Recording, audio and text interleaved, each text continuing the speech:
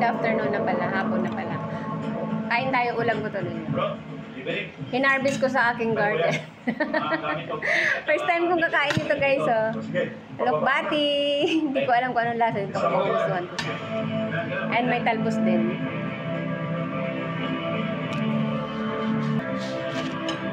Nauna na siyang kumuha ng pag-ano sa akin, alok na, ng ulam. So, titikman ko.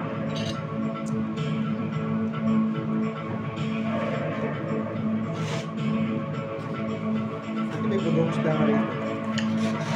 Titikman ko yung alokbate, kung masarap, kung anong lasa. Sarap. Diba? Saan ticket mo? Saan ba? Pa? Ito ba yun? Patal mo split. Alokbate. Man ko kung anong lasa.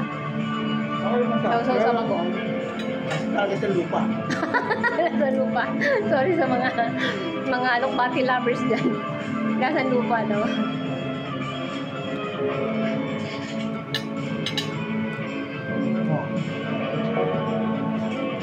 Hindi ko siya nalasahan. Masarap din naman pala siya. Pero, mas the best siya pag ganitong steam. Kasi pag sa may sabaw, lumalasa kasi yung ano niya, lasa niya sa sabaw. Kaya, hindi ko siya gusto ngayon. Pag-uong masarap pala.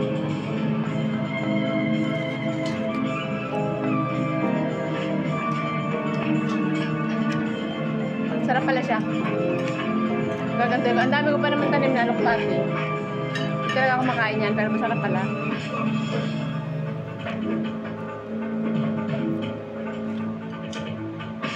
Ay, puro walang bate, oh. Yummy!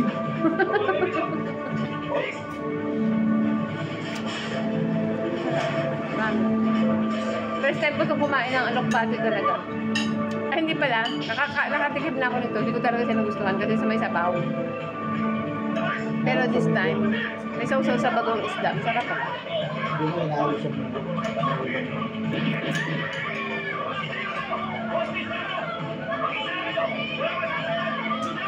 May pagkamadulas nga lang siya. Madulas. Pero masarap. Kakain na ako nito pero crunch lang palagi. Ayoko na nga.